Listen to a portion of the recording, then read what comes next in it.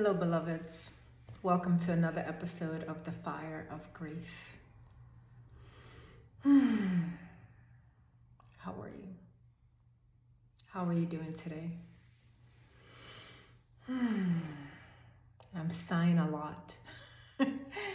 And that sigh is a reflection of actually where I'm at today. You know, every day it's a new version of ourselves that we're meeting, like we talked about. It's a new experience we wake up with, and it's so precious to just to be a part of it, to notice it, to notice that, hey, there's something different about me today, not just the hair. And maybe you're feeling the same way. You woke up today and you realize that, hey, there's something different about me today. We may not know exactly what that is, but we sense that something is different, something has changed.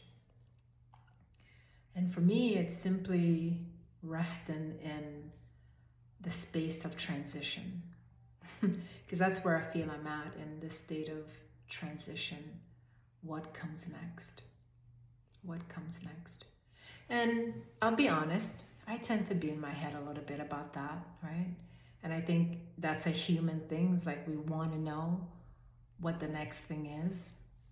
And I allow myself to simply be that way, to observe myself, but without the need to push myself to be someplace or to get somewhere. But I'm observing the part of me that wants to know, if that makes sense to you. I'm observing the me that wants to know. And I'm also having great compassion for that part of me that wants to know, because it's my ego, and I recognize that. My ego wants certainty. My ego wants to know what, like, specifics of how is it done. And the part of me that is all-knowing wants me to simply rest in the mystery of the unknown. And this is the part that we really struggle with as human beings. We struggle with resting in the mystery, resting in the unknown. And so much of our core work as humans is to return to that place of mystery. But we don't build it like everything else that we do, right? And like building our intuition, which is a natural aspect of us. Animals have it, it's called instinct. We have it, it's called intuition. But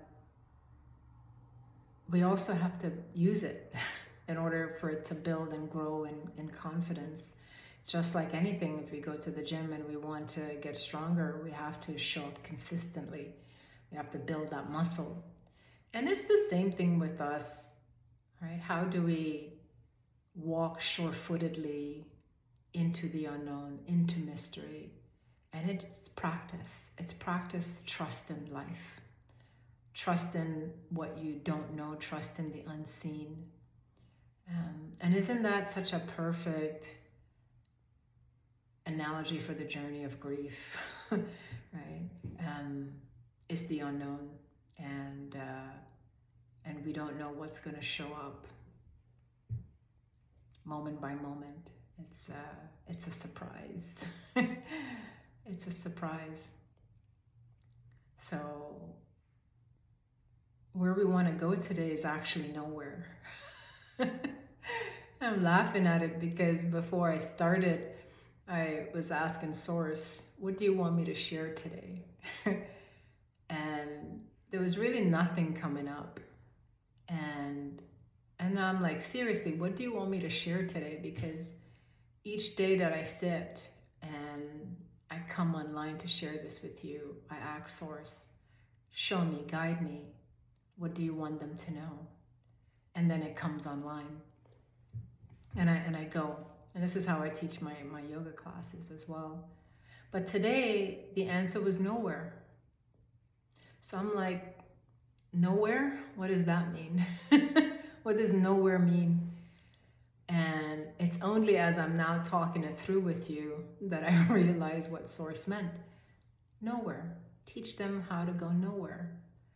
And I'm like, oh, okay, nowhere. So we're going nowhere today. And it reminds me of one of the Marvel movies. There is a planet that was called Nowhere. And I always thought that was so funny, right? Like I didn't necessarily get the profoundness of going nowhere. And there's a planet that's called Nowhere, and that's where we're going today. But before we go to nowhere, let's go ahead and assume the royal position of stillness. Yeah. By the way, like in the Yoga Sutras of Patanjali, which is a sacred text of the yogis, there's only the word asana, which we Westerners call postures. There's only one asana, one posture in that whole book for yogis to assume, and that is sitting cross-legged or just sitting. That's it. That's your whole yoga practice. So for those of you who have been afraid of doing yoga, this is a nice little surprise. You don't have to twist yourself into a pretzel. You just have to sit. That is actually the royal path of yoga. Sit in, breathe in, withdrawing your senses, concentration, meditation. And of course, there are these moral and ethical disciplines to live by in yoga as well. That's it.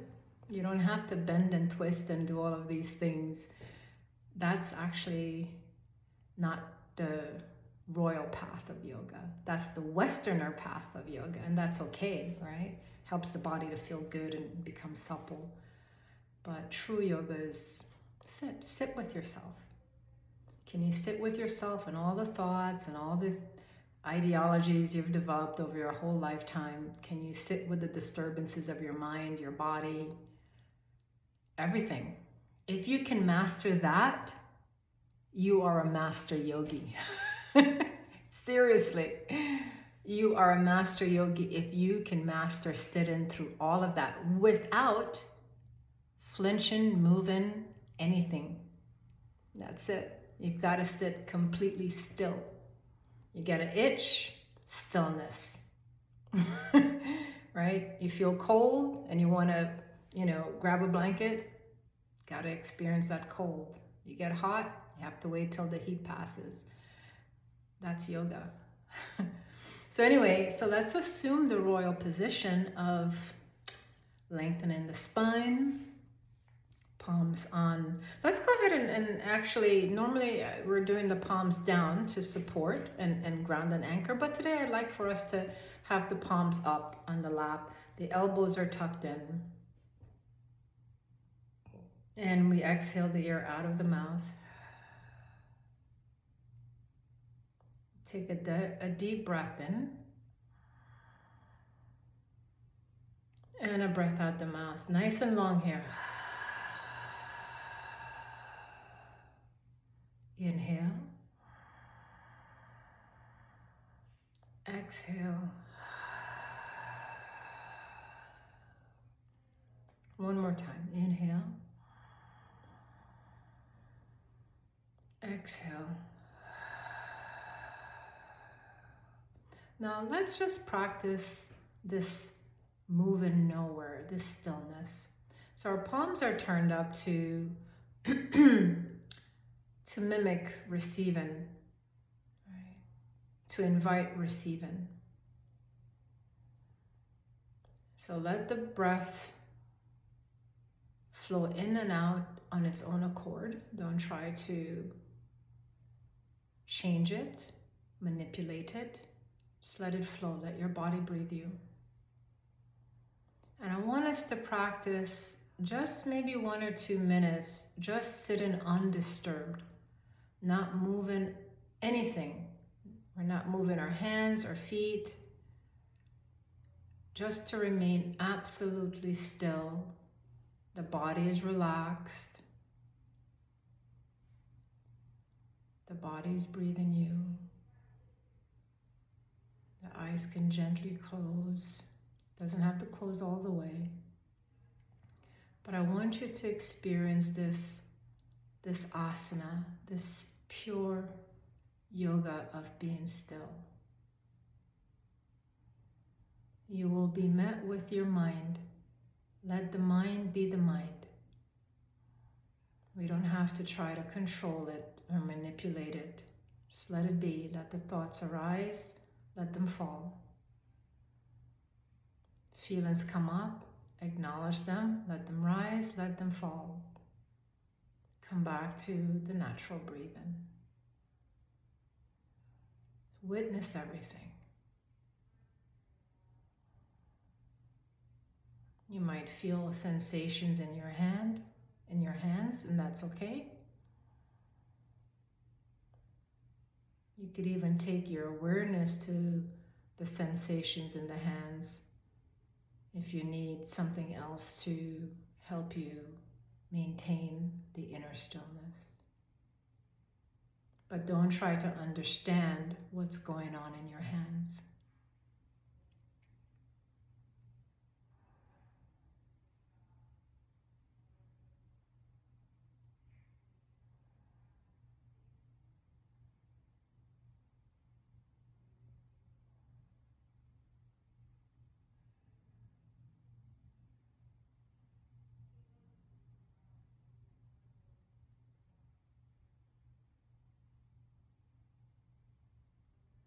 Notice the peace that's beginning to settle around you.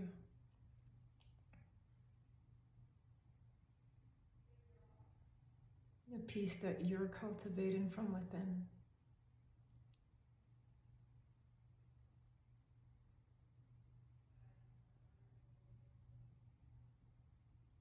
Notice the quiet, the pure stillness.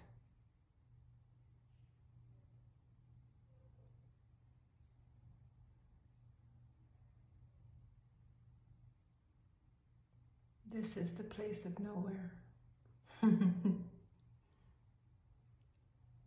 This is arriving in nowhere.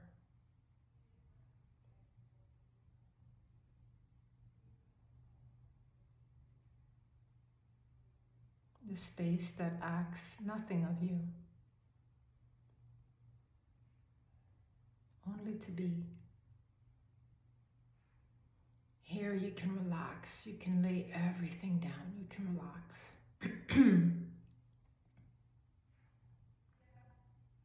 You don't have to try to figure out what comes next, what to do, how to be.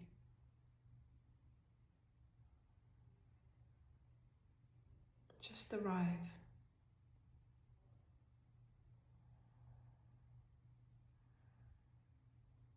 Isn't that wonderful to just arrive, just to be? The peace, the sanctuary. It's like walking into a quiet sanctuary.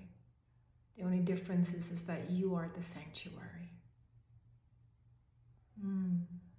That's nice. I am a living sanctuary. Let's go with that. That just popped into my mind. I am a living sanctuary. Let's take a deep breath in and the breath out. All right, now you can stir. Maybe the fingers starts to wiggle and move, the toes. Twist your head side to side. Roll your shoulders up and back. Even lift your arms.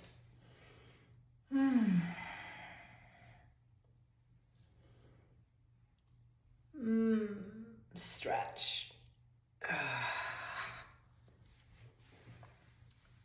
So,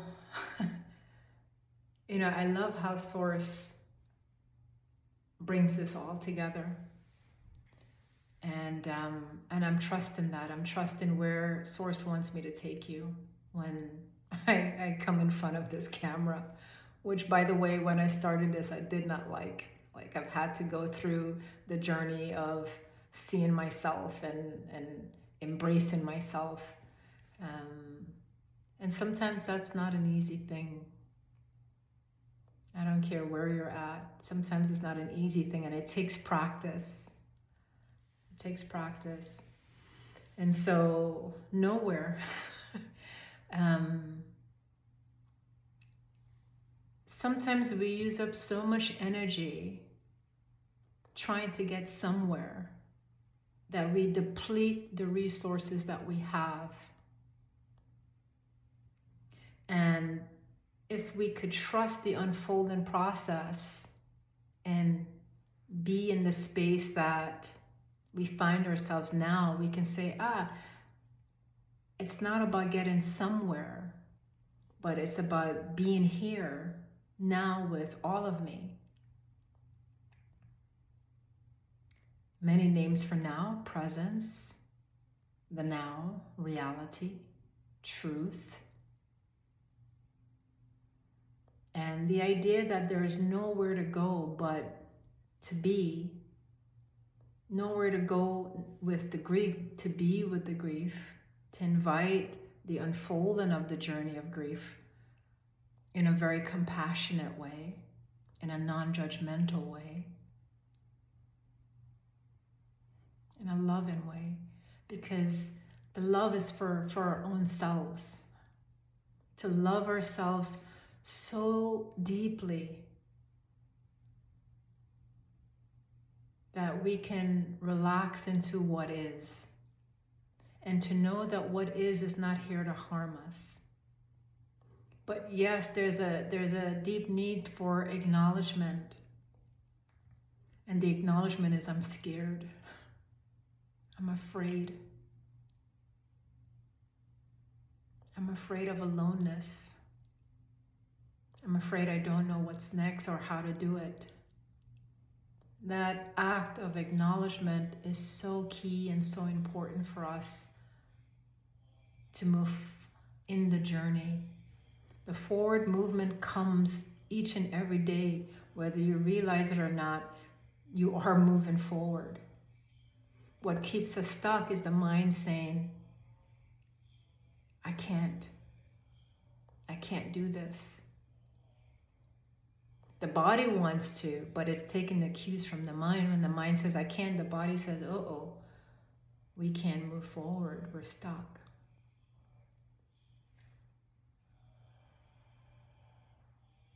And so we're just talking about tweaking perception. Instead of trying to get somewhere, maybe we start to tell ourselves, I'm trying to get nowhere. I'm here in this moment, and that's enough. I know I can't go back to the past, and I know I can't jump into the future. All I can be is here, in the pristineness of my reality.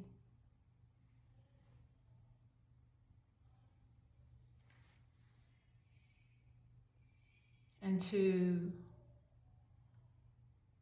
invite the mystery of this unfolding.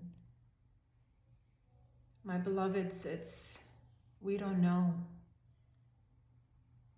The moment we think we know, we've lost it. We don't know. And we are grasping at everything to know, to maintain a semblance of control of something we can control.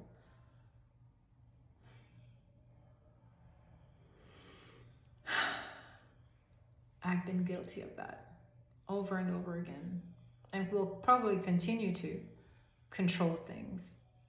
But the difference is, I'm now aware of the things that I'm controlling, that I'm trying to control. Right now, I'm in a place of transition with what I do next for serving humanity. I don't want to call it work, because I don't want to work.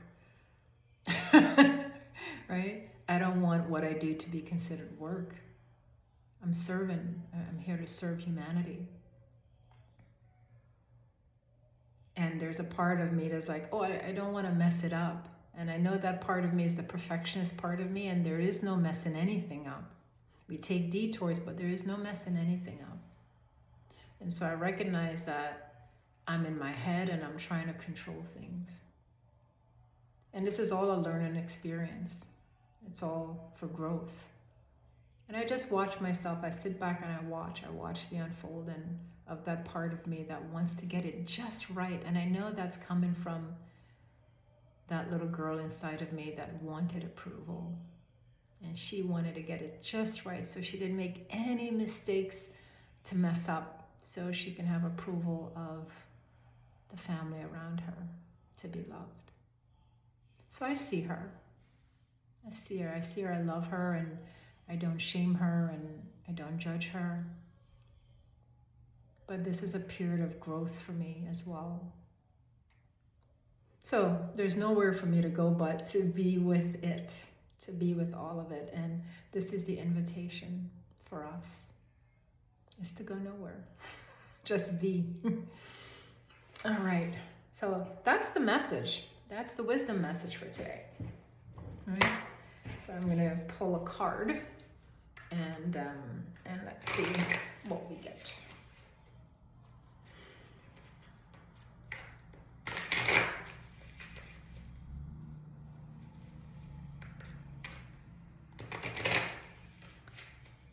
It's a rainy week here in the Carolinas. It's been raining all week. All right, Spirit, what message do you have for us today?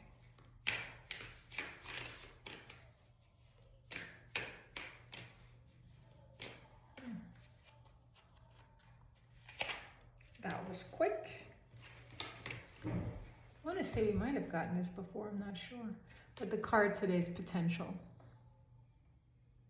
Potential.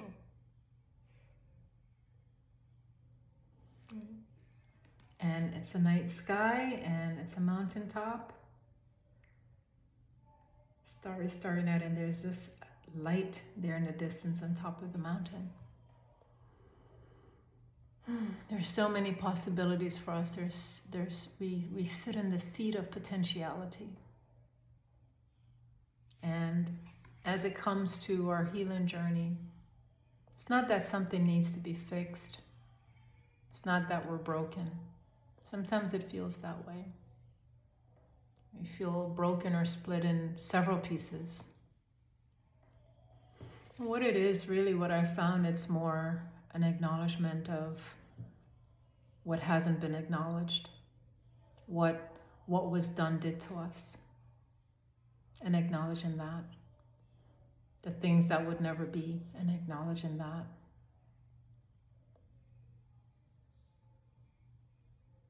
But the potential to thrive blissfully, to live your best life despite the changes that has arrived in our lives is still there. We just have to open up our field of awareness and perception to know that it still exists. I love you. Sending you so much love. And this is day 29. Can you believe that? We have 2 more days of this. Wow. The month has gone by quickly. Yeah. I'll let you know too what's coming after this series. I might do another series on something. We'll see. We'll see how I'm led. But they'll definitely be shorter versions. But yeah, I'm grateful. Blessings. Walk in peace.